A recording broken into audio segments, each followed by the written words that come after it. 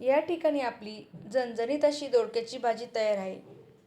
तुम्ही बघू शकता किती सुंदर असं टेक्स्चर आलंय. तुम्ही 2 पोळ्यांऐवजी 4 पोळ्या नक्कीच खाल. ज्यांना दोडक्याची भाजी आवडत नाही त्यांनी अशा पद्धतीने एकदा नक्की करून बघा. दोडक्याची भाजी करण्यासाठी इथे मी पाव किलो इतकी दोडकी घेतली आहेत. तर आधी याचे दोन्ही साईड्स आपण कट करून घेऊया. नंतर असं मधून कट करायचे म्हणजे साल काढायला सोपं जातं. आता सोलण्याने याचं साल काढून घेऊया. तर हलक्या हाताने साल काढून घ्यायचे. साल काढल्यामुळे दोडका पटकन शिजतो. आपल्याला साल काढण्यासाठी इथं असं मध्यभागी कट करून घ्यायचं आहे म्हणजे साल काढायला सोपी जाते. इथे मी सर्व दोडक्यांची आता साल काढून घेणार आहे. तर आता इथे मी सगळ्या दोडक्यांची साल काढून घेतली आहेत. सालीची तुम्ही चटणी पण करू शकता. एकदा नक्की ट्राय करून बघा, खूप छान लागते. तर ही भाजी आहे ना, कशा पण सोबत खा, पोळी भाकरी खायला एकदम मस्त लागते. तर आता आपण याला कट करून घेऊया. मी थोड्या मोठी फोडीमध्येच असं कट करून घेतलेलं आहे. तुम्हाला थोडंसं बारीक कट करायचं असलं तरी पण करू शकता. आणि आपण वांग्याला जसं मधून कट करतो क्रॉसमध्ये, तसंच याला पण कट करायचं आहे म्हणजे याच्या आतमध्ये आपल्याला व्यवस्थित मसाला भरता येईल. इथे मी पाव वाटी इतकं खोबरं बारीक किसून घेतलं आहे. तुम्ही काप घेऊ शकता. 10-12 लसणाच्या पाकळ्या घेतल्या आहेत.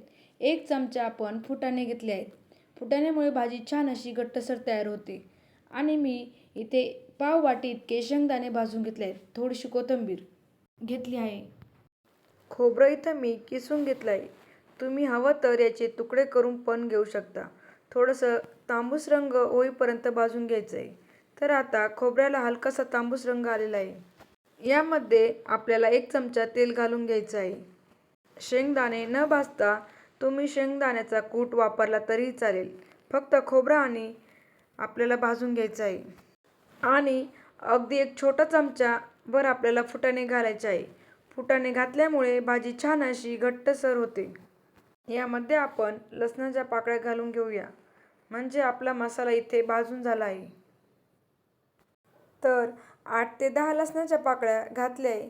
गॅस आता बंद करायचं आहे आणि फक्त 1 ते अर्धा मिनटं आपण हे सगळं परतून घेऊया. मसाला हा व्यवस्थित परतून झाला आहे. खाली काढून घ्यायचा आणि याला पूर्ण थंड करून घ्यायचं आहे. आणि थंड झाल्यावरती मिक्सरच्या भांड्यामध्ये काढून घ्यायचं आहे. आधी आपण शेंगदाणे घालून घ्यायचे.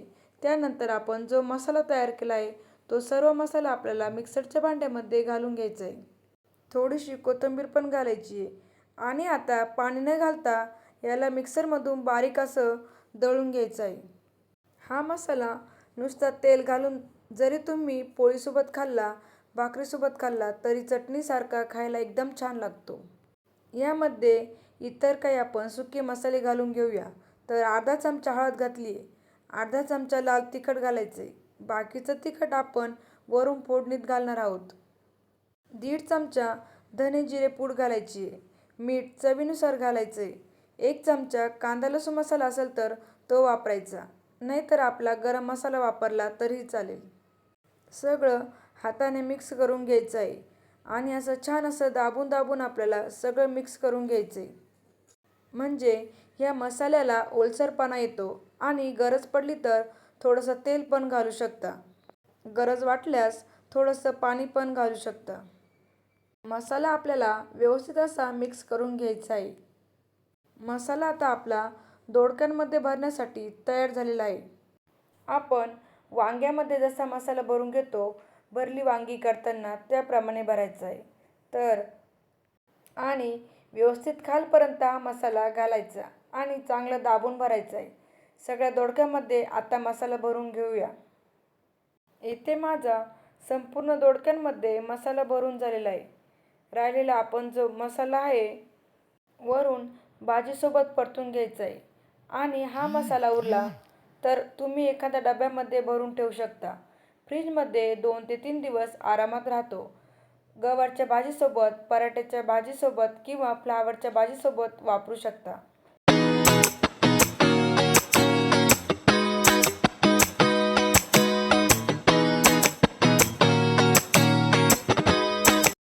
स्टीलची कढई घेतल्यामुळे कढईत मी सुरुवातीला तेल घातले आणि गॅस चालू केला आहे. तर आता तेल छान असं गरम झालं. यामध्ये अर्धा चमचा मोहरी घालून घेऊया आणि मोहरी छान तडतडली की त्यामध्ये आपल्याला जिरे घालून घ्यायचे. जे दोडके आपण भरून घेतले आहे ते आता आपण यामध्ये घालून घेऊया. फोडणीमध्ये तुम्हाला कांदा आवडत असेल तर तो पण तुम्ही घालू शकता. त्याने पण दोडक्याच्या भाजीला छान अशी टेस्ट येते. पण इथे मी कांदा स्किप केलेला आहे. भरलेले दोडके टाकूयात. ज्यामध्ये मसाला मी अगदी छान असा प्रेस करून भरलेला आहे. हा मसाला अजिबात बाहेर येणार नाही. त्यामुळे आता आपण पटकन व्यवस्थित असं छान असं हलवत परतून घेऊया. यामध्ये मी अर्धा चमचा लाल तिखट घालून घेतलं आहे. ज्यामुळे या दोडक्याच्या फोडणींना आणखीन छान असा खमंगपणा येईल. तर हे बघा 2 ते 3 मिनिटाकरता हे दोडके मी व्यवस्थित असे परतून घेतले आहेत.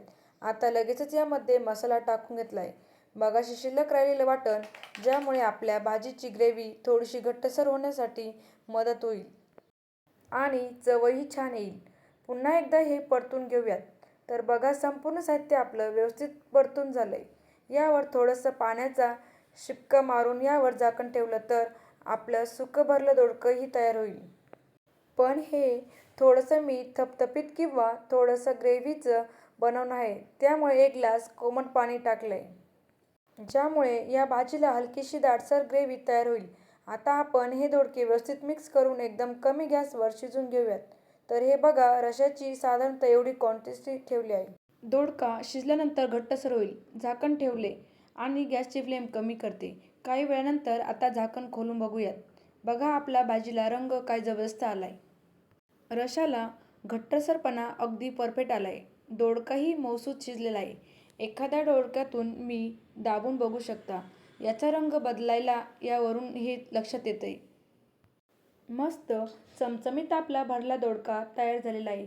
हा तुम्ही चपातीसोबत, एखाद्या पुलावासोबत किंवा भाकरीसोबत खाऊ शकता. यावरून बारीक चिरलेली कोथिंबीर पण घालून घेऊया. त्यामुळे पण आपल्या दोडक्याला छान अशी टेस्ट येते आणि छान सुगंध पण येतो. भाकरीसोबत एकदम जबरदस्त लागतो. आता मुलांच्या शाळा कॉलेजेस सुरू झाली आहेत तर त्यांच्याकरता टिफिनलाही नक्की देऊ शकता. मुले देखील ही भाजी नक्कीच आवडीने खातील. तर तुम्हाला आजची रेसिपी कशी वाटली कमेंट करून नक्की कळवा. रेसिपी आवडली असल्यास लाईक करा आणि जास्तीत जास्त शेअर करायला विसरू नका.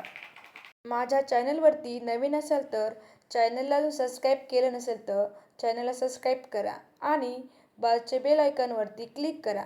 म्हणजे सगळ्यात अगोदर तुम्हाला माझे व्हिडिओ पाहायला मिळतील. मस्त राहा मस्त खा. अशा छान छान रेसिपी पाहण्यासाठी ज्योती बर्कले रेसिपी चॅनलला नक्की सबस्क्राईब करा.